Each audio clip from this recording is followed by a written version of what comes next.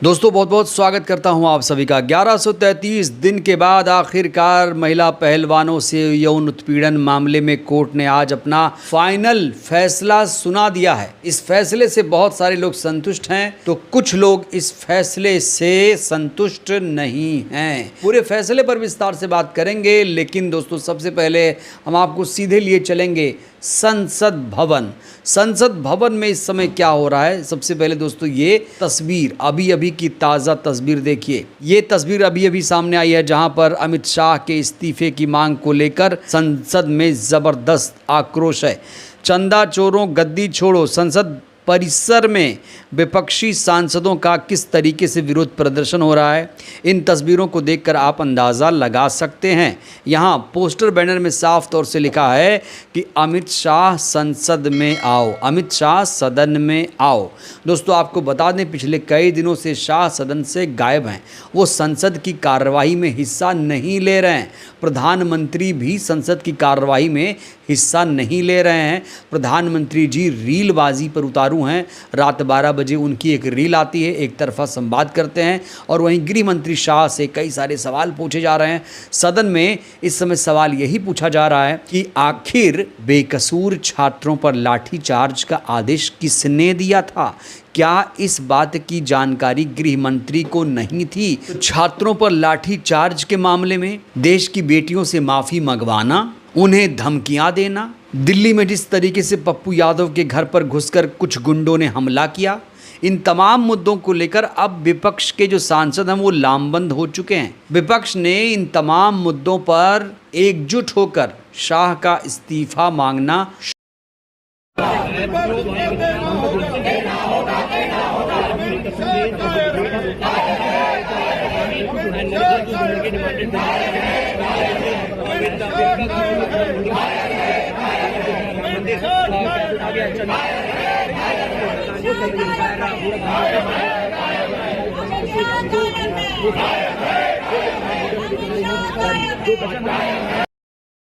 कहने को तो कहा जाता है कि अमृत काल चल रहा है। ये किस तरीके का अमृत काल है जहां पर दिल्ली में एक सांसद सुरक्षित नहीं है। एक सांसद के घर में घुसकर बदमाश हमला कर देते हैं। और दोस्तों जानते हैं जो हमलावर थे वो कौन थे? हमलावरों का संबंध भारतीय जनता पार्टी से बताया जा रहा है। कुछ तस्वीरें भी इस समय वायरल हो चुकी हैं। ये देखिए, ये जो हमलावर हैं, देखिए उत्तर प्रदेश के मुख्यमंत्री से भी मिल रहे हैं, उत्तर प्रदेश के उप मुख्यमंत्री से भी मिले हुए हैं और इनका जो संबंध है वो बीजेपी से बताया जा रहा है। कहा जा रहा है ये लोग बीजेपी के एक्टिव मेंबर हैं। तो सोचिए, बीजेपी के जो समर्थक हैं वो अब हिंसा पर उतारू हो गए हैं। जब इनको कोई बात बुरी लगती है तो ये हिंसा करने लगते हैं।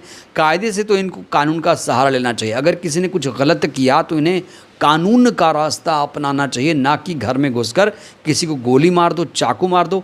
ये प्रवृत्ति देश के लिए ठीक नहीं है। देश में अभी संविधान लागू है। यहाँ कोई तालिबान की हुकूमत नहीं है कि जिसे चाहेगा वो किसी के घर में घुसकर गोली मार देगा, रेप करने की धमकी देगा। दोस्तों इस समय ये बेटी भी बहुत ज़्यादा परेशान है। जानते हैं ये कौन है? ये वही बेटी है जिसने प्रधानमंत्री को गाली दी थी। हालांकि गाली नहीं देना चाहिए, लेकिन इस बेटी ने गाली दिया।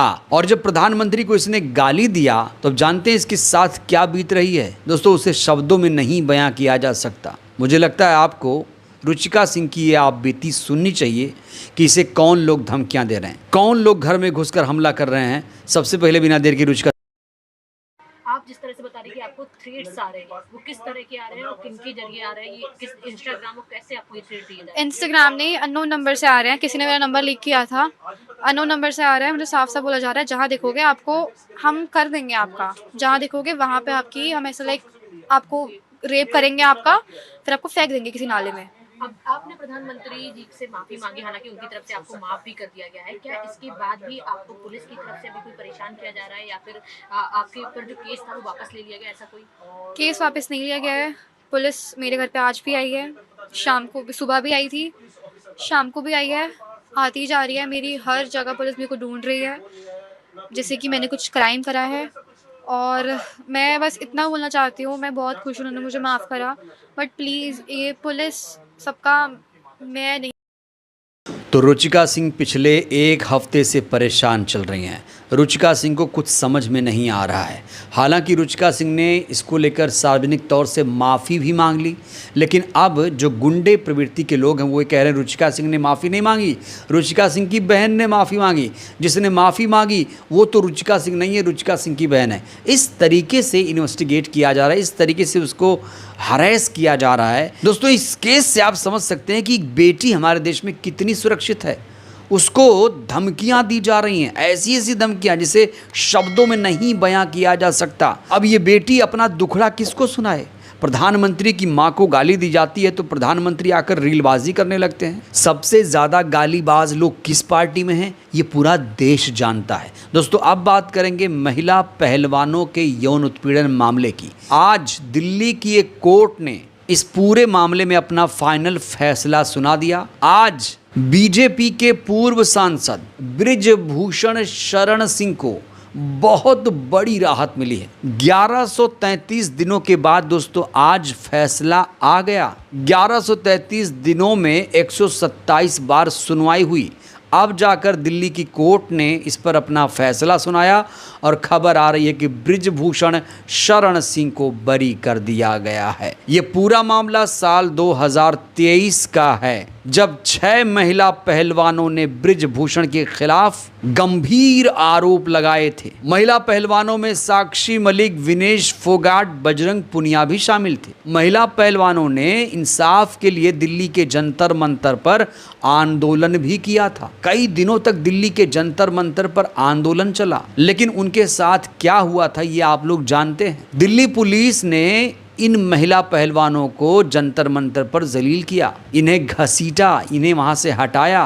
वहीं मई 2024 में कोर्ट ने पूर्व भारतीय कुश्ती महासंघ के प्रमुख बृजभूषण शरण सिंह के खिलाफ आपराधिक धमकी का आरोप तय करने का आदेश दिया था। इस पूरे मामले में दिल्ली पुलिस की भूमिका पर भी सवाल खड़े हो रहे हैं। हालांकि दिल्ली पुलिस ने इनके खिलाफ कई गंभीर धाराओं में केस दर्ज किया था, जैसे महिलाओं की मर्यादा भंग करने का इन पर आरोप था, यौन उत्पीड़न का आरोप था, पीछा करने का आरोप था, आपराधिक धमकी देने का आरोप था। लेकिन दिल्ली पुलिस ने जो धाराएं लगाई थी, कहा जा रहा है कि दिल्ली पुलिस ने उस तरीके से मुखर होकर इस केस की पैरवी नहीं की। शायद इसीलिए बृजभूषण शरण सिंह को आज बड़ी राहत मिली। खैर, जो भी हो, अदालत का फैसला तो सबको मानना ही पड़ेगा।